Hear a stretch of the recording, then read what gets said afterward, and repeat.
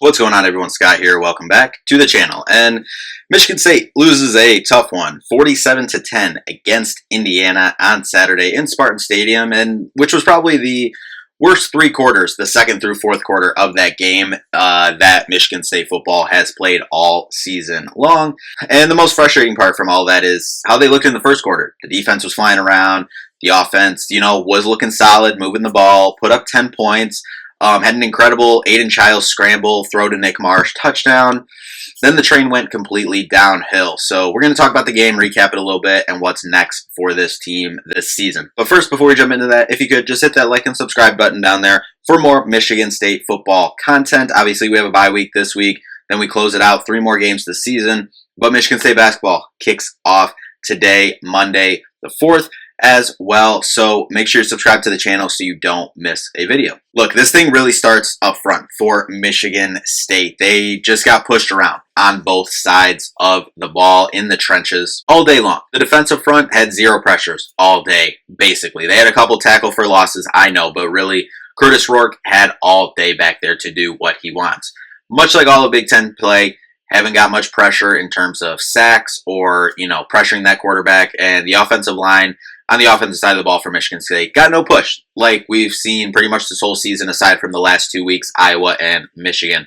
As a team, we had negative 36 rushing yards. If you take out the 2 quarterbacks for the few scrambles and sacks, etc., and you take out Eckley's 2 carries from the botched punts situations, bad snaps, you're still just sitting at 31 yards. And your best rusher was Alante Brown from the wide receiver position, rushing it 2 times for 16 yards on 2 jet sweeps, situations like that. On defense, the Indiana offense had all day back there, as I already kind of mentioned it.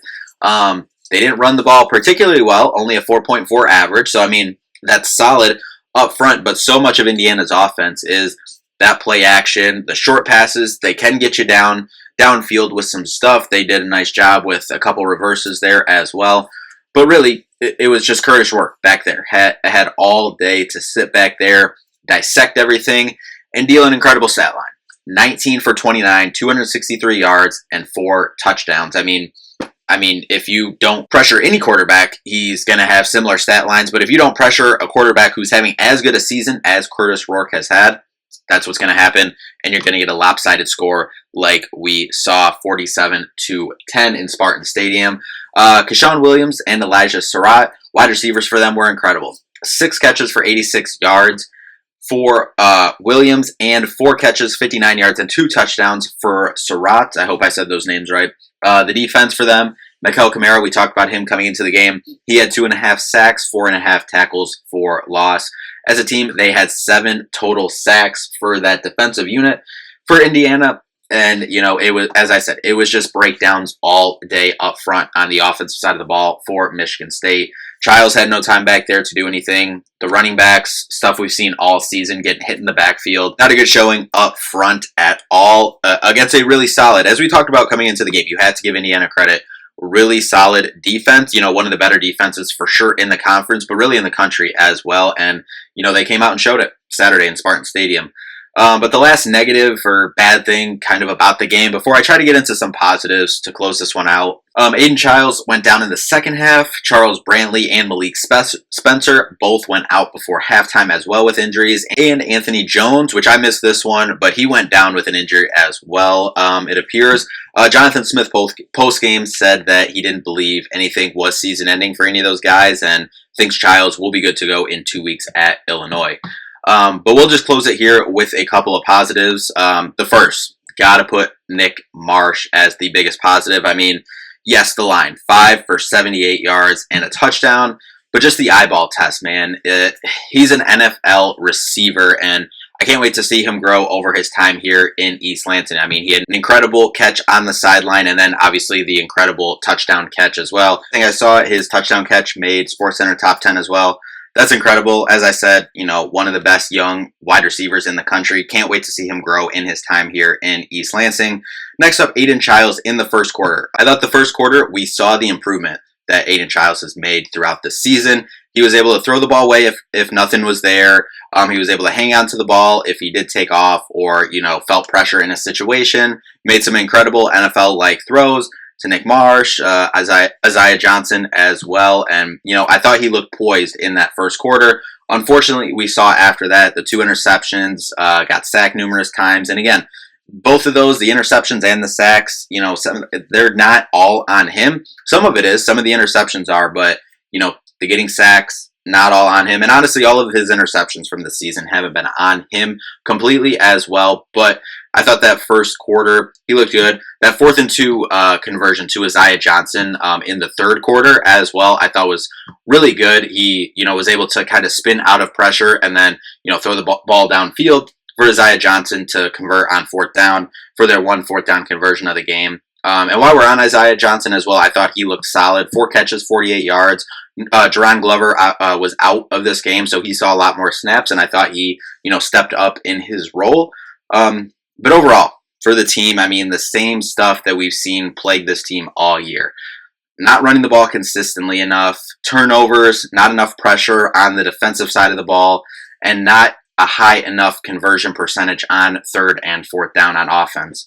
But looking ahead for this team, another much needed bye week coming at a good time. And then we travel to Champaign to face Illinois, then close it out at Spartan Stadium Friday night against Purdue, and then Thanksgiving week Saturday, closing it out against Rutgers. So still improvement to be made. I'm confident that this staff will have them ready to play when we go to Champaign in 2 weeks, and I'm still fairly confident in this team being able to get 2 more wins to get to a bowl game, which is key, which was the baseline for this season. That was the goal, is to make a bowl game, get those extra practices for this really young Michigan State team. So still a lot on the table, still a lot to play for. I'm not getting too down. Yes, this loss is frustrating. Yes, this stretch of the season is frustrating.